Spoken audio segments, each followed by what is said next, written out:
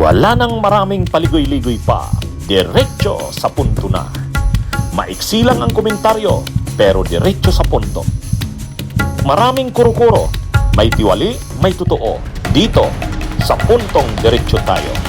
Punto, diretso.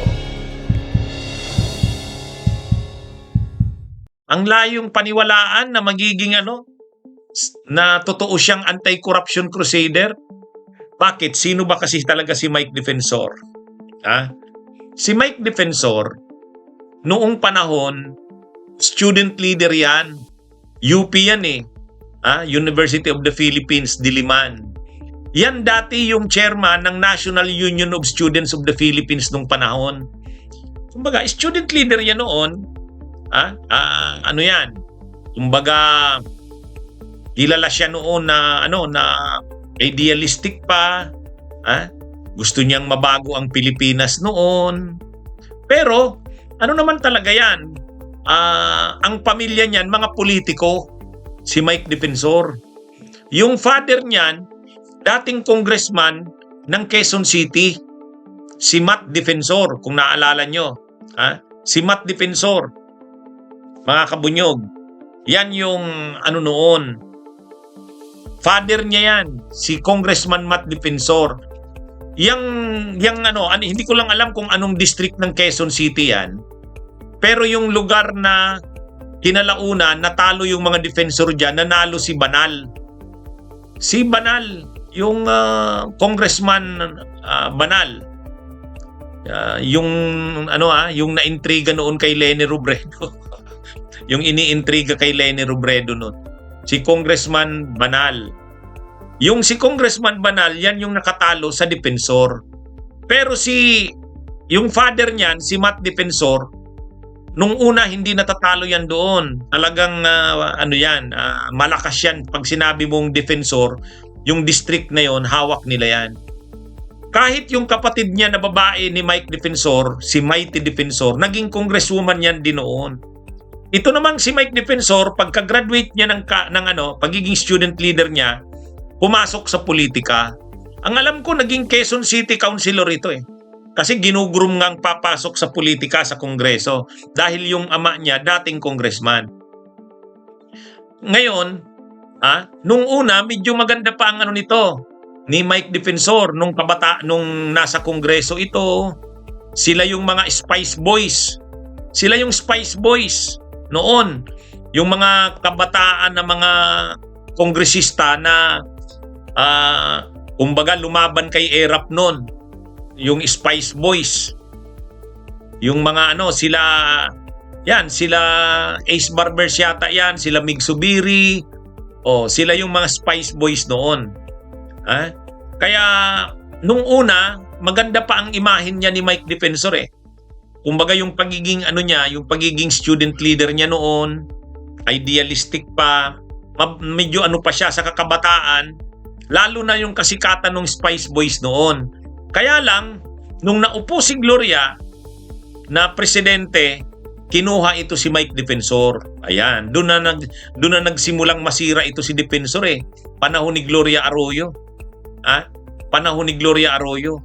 Yung sunod-sunod na mga intriga ni Gloria Arroyo, yung Hello Garci, yung NBNCT, scandal, lahat ng mga intriga ni Gloria, iskandalo, pati yung mga muntik ng mapatalsik si Gloria, ang nanindigan dito kay Gloria, ang talagang kumbaga parang right hand na ni Gloria pero batang miyembro ng gabinete, si Mike Defensor.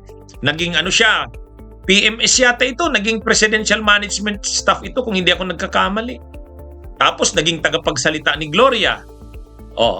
In-appoint din ito ni Gloria sa HADSI, sa housing. Tapos gilinagay sa DENR. Bilang secretary ng DENR. Talagang iba-ibang posisyon ang hinawakan nito sa administrasyon ni Gloria. Yan mga kabunyog, si Mike Defensor naman, lahat gagawin niya para kay Gloria. Nung may problema si Gloria sa Hello Garci, si Mike Defensor ang nagmaniubra noon. Yung mga problema ni Gloria na si Gloria, sirang-sira na sa tao dahil sa mga korupsyon, Si Mike Defensor din ang operator noon. Paano ihahandle yung krisis ni Gloria. Kaya yung naligtasan ni Gloria, nalampasan ni Gloria yung mga kontrobersya niya, si Mike Defensor ang kanyang isa sa mga dakilang tagapagtanggol. Kaya grabe rin ang bilib sa kanya ni Gloria. Kaya lang, sa mga kontrobersya na yun ni Gloria, bagsak ang trust rating, approval rating ni Gloria at si Mike Defensor yung nagtatanggol sa kanya. Lahat ng baho ni Gloria, siya naman yung sumalo. Siya naman yung sumalo sa lahat ng baho ni Gloria. Noong 2007, tumakbo si Mike Defensor na senador. Ang inaasahan nila noon, dahil si Gloria, administrasyon ni Gloria yon, malakas ang makinarya nila, tapos may pera syempre dahil administrasyon, mananalo. Kasama ni Mike Defensor noon, ang pagtawag sa kanila noon, Team Unity yata yung tawag sa kanila eh. Tapos yung kalaban nila, Genuine Opposition, GO. O ngayon, ang nangyari doon, nang eleksyon na yun ng senador, kasama ni Mike Defensor noon si Subiri, si Tito Soto, si Tessie Aquino Ureta, si Pichay, kasama niya noon si Pichay eh. Tapos si Chavit Singson, si Ralph Recto. O yun yung mga kasama niya sa line-up na yun eh. Ni Mike Defensor. Sila yung Team Unity noon. Team Unity. Ang tawag nila doon, Team Unity. Kay Gloria. Sila yung mga kandidato ni Gloria sa senador. Dahil sobrang baho ni Gloria noon, nilampaso sila Mike Defensor. Nang pang-14 yata ito si Mike Defensor noon. Ang nanalo lang sa line-up nila noon, dalawa eh. Parang si Angara lang at saka si Joker eh. Si Joker lang saka si Angara ang nanalo sa kanila. Yung 10 nilang kasamahan, kasama na si Mike Defensor, talo. Kaya yan yung history. Mula noon, hindi na muna pumasok sa politika si Mike Defensor dahil dati siyang DNR secretary, marami siyang connection, marami siyang alam tungkol sa mining, nagnegosyo siya ng mining. Kasusyo niya yung mga Chinese. Kaya yung mga mining companies na Chinese, kasusyo ni Mike yun. Sila? Yung mga mining companies ni Mike, ang sabi ni Boying Rimulya doon sa Tawi-Tawi, yan yata sa Zambales, mayroon din yan. Sa Rizal. Kaya, kumbaga, sa matagal na panahon, dahil natalo siya noong 2007, hindi na muna siya pumasok sa politika, nagnegosyo na lang ng mining. May panahon din na tumakbo siya sa lokal kasi baka ang akala niya, baka naman sa lokal manalo siyang mayor. Lumaban siyang mayor, ang vice mayor niya noon si Aiko Melendez. Kaya Mike Defensor sa Aiko Melendez, talo na naman siya sa pagka-mayor. Kaya wala na, hindi na. Mukhang sunod-sunod na yung talo niya. Natalo sa senador, natalo sa mayor. Nagnegosyo na lang siya. Concentrate siya sa negosyo. Yung mining niya. Kaya mga kabunyog, nung bandang huli, panahon ni Duterte, tumakbo siyang party list nominee, yung anak kalusugan, party list. Nanalo yung party list niya. Siya yung first nominee. Kaya naupo siya sa Kongreso. Anong Kongreso ba yun? Hindi, nakasama niya dyan. Panahon niya ni Duterte. Tapos nakasama niya sa Kongreso. 2019 yata yan to 2022. Tumakbo siyang congressman.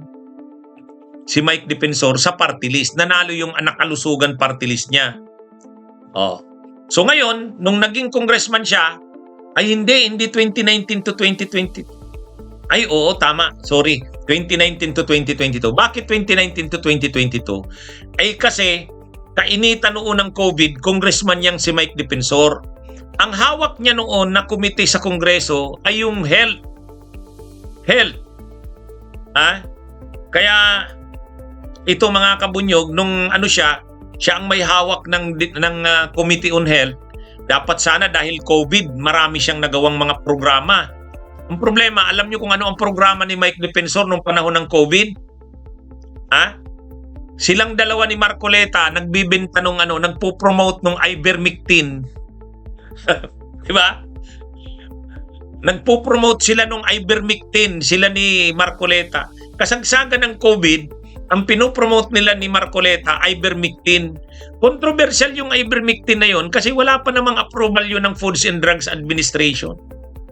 Tapos sila rin ni Marcoleta, yung aktibong nagprontera para sa pagpapasara ng ABS-CBN. Siyempre, utos ni Duterte yon. Pero siyempre, kailangang mayroong magpuprontera doon. Ang nagprontera noon si Mike Defensor at saka si Marcoleta. Kaya naging mag-best friend sila ni Marcoleta eh. Unang-una sa COVID, sila yung nagpo-promote ng ivermectin. Pangalawa, yung pagpapasara ng ABS-CBN, sila na naman ni Marcoleta. Nung 2022 elections, 2022 elections, nag-ambisyon na naman siyang bumalik sa pagka-mayor. Nag-ambisyon siyang lumaban sa pagka-mayor. Lalabanan niya si Joy Belmonte. Pero ang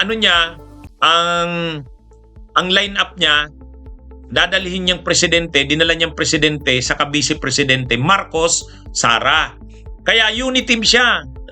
Dala-dala niya yung unity team nung 2022 elections. Dala niya ang Marcos Duterte. So, natalo siya. Natalo siya sa elections na yon. Nung natalo siya, akala niya i-appoint siya ni PBBM. Akala niya i-appoint siya. Kaya lang, siyempre, dahil naging kandidato siya, maghihintay muna ng 1 year. Maghihintay muna ng 1 year. Ngayon, habang naghihintay siya ng 1 year, ang kadikit niya talaga sa group, sa ni PBBM, sa administrasyon, si Vic Rodriguez. Si Attorney Vic Rodriguez. Kasi si Vic Rodriguez, dating punong barangay captain ng isang malaking barangay sa Quezon City. At saka ang campaign manager yata ng grupo ni Mike nung tumakbo siyang mayor, yung kapatid ni Vic Rodriguez. Kaya nakadikit talaga siya kay Vic Rodriguez. So, akala niya mabibigyan siya ng posisyon dahil malakas siya sa administrasyon ni PBBM dahil kay Vic Rodriguez. Pagkatapos niyan, maghihintay lang siya ng 1 taon, gagawin siyang MMDA. Gagawin siyang MMDA chairman, yun ang inaasahan niya. Ngayon, hindi pa nga siya nakakaupo sa MMDA kasi may 1 year pa. Hindi siya pwedeng ma-appoint. Kailangan may 1 year munang ban. Ang ginagawa niya na uma-attend siya sa mga meeting ng MMDA, ay nakita ni Enrile yun. Binira siya ni Enrile. Sabi ni Enrile, anong right ni Mike Defensor at umuupo na siya dyan? Anong authority niya? Umuupo siya sa mga meeting ng MMDA. Hindi naman siya opisyal ng MMDA. Ayun. Tapos yun na, nagka-problema na si Vic Rodriguez sa Marcos administration na wala yung kanyang connect. Wala na siyang pag-asa. Yan na yung nagsimula na yung niya. Dumistan siya na rin siya sa Marcos. Sumama na siya sa Duterte. Ay, nakakatawa. At saka si Mike din mismo nga, mahirap na kasi maraming issue kay Mike Defensor. Okay, mga kabunyog, mga kababayan, magandang araw sa inyong lahat. Bunyog, halikan na kasama ka. Bunyog, kapag buklod ay may pag-asa. Luzon, Visayas, Mindanao, isa ang pananaw. Sa bagong Pilipinas ang bunyog isisigaw.